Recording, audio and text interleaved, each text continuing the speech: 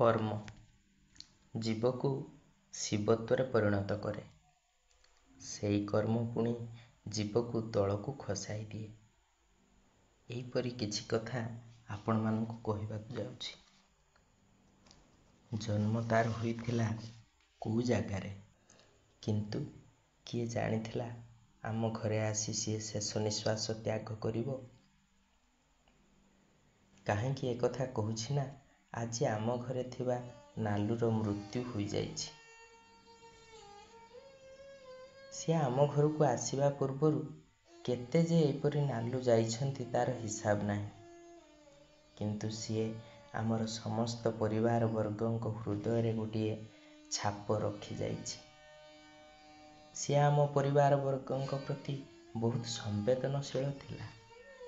ଆଜି ମନେ ପଡ଼େ ତାର କିଛି କର୍ମ ଆଉ ଆମମାନଙ୍କ ସହିତ ଯୋଡ଼ି ହୋଇଥିବା ଅନୁଭୂତି। ପ୍ରତ୍ୟେକ ଦିନ ସନ୍ଧ୍ୟାରେ ଆମ ଦୁଆର ପାଖରେ ଶୋଇ ରହେ ଆଉ ଜୟଗୁରୁ ନାମ କୀର୍ତ୍ତନ ସମୟରେ ମୁହଁକୁ ଉପରକୁ କରି ରଡ଼ି ଛାଡ଼େ, ଯେପରି ସିଏ ମଧ୍ୟ ଜୟଗୁରୁ ନାମ କୀର୍ତ୍ତନ କରୁଛି। ଆଉ ପ୍ରସାଦ ପାଇବା ପରେ ସେ ସେଠାରୁ ଚାଲିଯାଏ।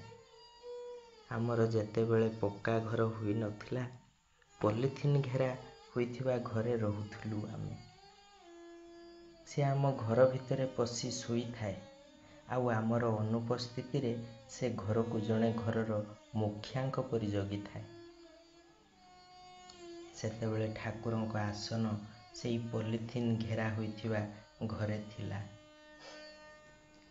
କିନ୍ତୁ ସିଏ କେବେ ଠାକୁରଙ୍କ ଆସନ ପାଖକୁ ଯାଏ ନାହିଁ। ଦେଖିଲେ ଲାଗେ ଯେମିତି ସେ ଜାଣିଥିଲା ସେଠାକୁ ଗଲେ ସବୁ ଛୁଆଁ ହୋଇଯିବ। ସେ ଯେତେବେଳେ କୋଉଠି ଆମିଷ ଖାଇଦିଏ, 3 ଦିନ ପର୍ଯ୍ୟନ୍ତ ତାର ଦେହ ଖରାପ ରହେ। କିଛି ବି ଖାଏ ନାହିଁ। ଶୀତଦିନ ରାତିରେ ଆମେ ଘରେ କବାଟ ବନ୍ଦ କରି ଖାଉଥିବା ସମୟରେ ସେ କବାଟ ଫାଙ୍କରେ ମୁହଁ ଦେଖାଇ କହେ, ମୁଁ ଆସିଗଲି। ଆମର ତା ପାଇଁ 2 ଖଣ୍ଡ ରୁଟି ପ୍ରତ୍ୟେକ ଦିନ ତିଆରି ହୁଏ। ତାର ସବୁଠାରୁ ଅତି ପ୍ରିୟ ଖାଦ୍ୟ ପୁରୀ। ସକାଳ ହେବା ମାତ୍ରେ ସେ ଆସି ବାପାଙ୍କ ପାଖରେ ହାଜର ହୁଏ। ବାପା ତାକୁ ଗୋଟିଏ ଗିନା ମୁଢ଼ି ଦିଅନ୍ତି। ଅତି ଆନନ୍ଦରେ ତାକୁ ଖାଏ। ତାକୁ ଯଦି ଆମିଷ ଆଉ ପୁରୀ ଦିଆଯାଏ, ସେ ଆମିଷ ଛାଡ଼ି ପୁରୀ ଖାଇବ। ପୁରୀ ତାର ଅତି ପ୍ରିୟ। ମୋତେ ଆଉ ମୋର ସାନ ଭାଇ ଲିପୁକୁ ସେ ବହୁତ ଭଲ ପାଏ। କାହିଁକି କେଜାଣି? କିଛି ଦିନ ଯଦି ମୋତେ ସିଏ ନ ଦେଖେ, ଦେଖିଲା ମାତ୍ରେ ତାର ଆଗ ଗୋଡ଼ 2ଟା ମୋର ଛାତି ଉପରେ ରଖି କ'ଣ ସବୁ କହିଯାଏ। ମୁଁ କିନ୍ତୁ ତାର ଭାଷା ବୁଝିପାରେ ନା। ଠିକ୍ ସମାନ ବ୍ୟବହାର ସାନ ଭାଇ ଲିପୁ ସହିତ କରେ। ତାର ଆମ ସହିତ କୋଉ ଜନ୍ମର ସମ୍ବନ୍ଧ ଥିଲା କିଏ ଜାଣେ? ଏକମାତ୍ର ଈଶ୍ୱର ହିଁ ଜାଣନ୍ତି ସିଏ କାହିଁକି ଆସି ଆମ ପରିବାର ସହିତ ଯୋଡ଼ି ହୋଇଥିଲା।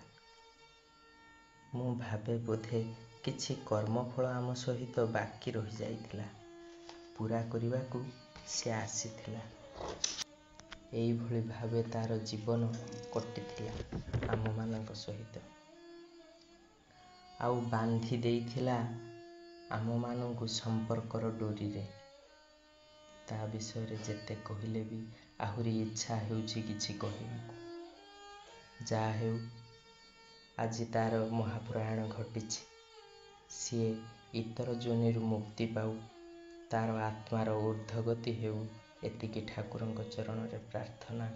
ଆଉ ପ୍ରାର୍ଥନା କରୁଛନ୍ତି ବିଗ୍ ଫ୍ୟାମିଲିର ସଦସ୍ୟମାନେ।